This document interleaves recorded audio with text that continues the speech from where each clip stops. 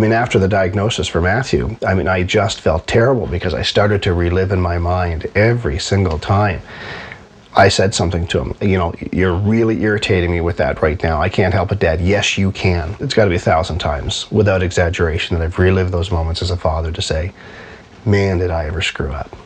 I'd say that all my family members reacted differently. My mom, when she found out that, you know, both my brothers were diagnosed, I think she did a lot to try and help them and get involved with the Tourette Syndrome Foundation. And my brothers, I think it made them closer together. My father, I think he didn't want to accept it, and he really didn't do much to deal with it. So at first I was skeptical. My dad was skeptical. He didn't really want to believe it, or he didn't really believe it at first until there was a lot of proof.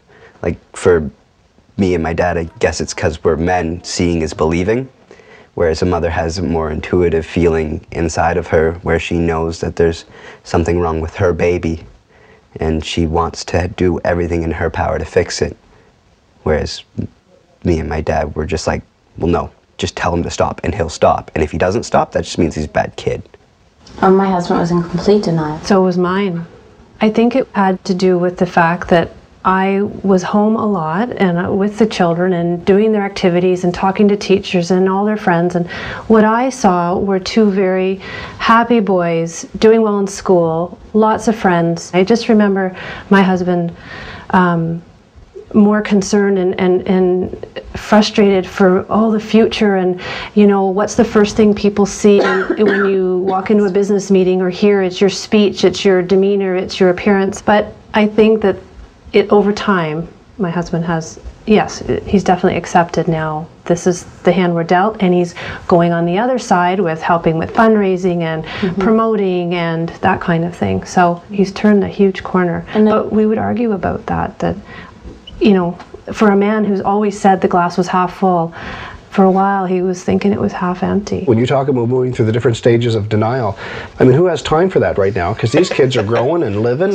and doing stuff, and I don't want to miss anything because I'm, you know, languishing in pity for my family. My kids aren't languishing in self-pity. If you're going to allow yourself to get sort of caught up in the vortex of the guilt and of the anger, you're doing yourself a disservice, you're doing your family a disservice, most of all you're doing your kid a disservice.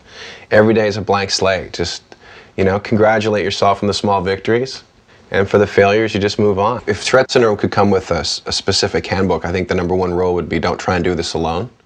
And my heart goes out to any single parent that's trying to deal with this, because just to have someone to talk to counterbalance you, to help reinforce the strategies, to be a cheerleader as you deal with this, because it's just, it really is 24 hours a day, 7 days a week you deal with the TS. And it's become such a huge priority in your life that to try and do it alone, I couldn't imagine, I can't even fathom going it alone. Our job is to find all the things, all the strategies, all the coping mechanisms, all the support that we can get so that we can get him through his day and so that we can have a life together as a family. We all accept it, and I mean, everybody's born with strengths and weaknesses, and I see Dustin's Tourette as a strength.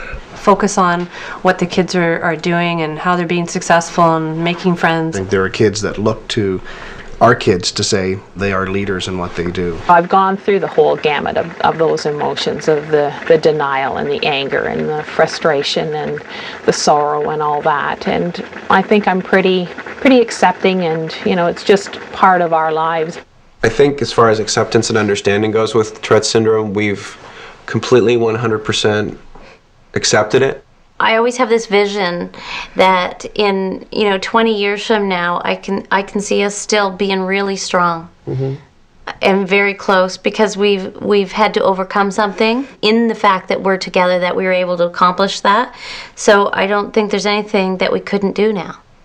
Everybody needs to be on board, and everybody needs to be supportive, or else you all lose. If one of us didn't want to be involved with Dustin, or wasn't willing to make the accommodations or do those extra things that families are supposed to do for each other, you've lost before it's even started.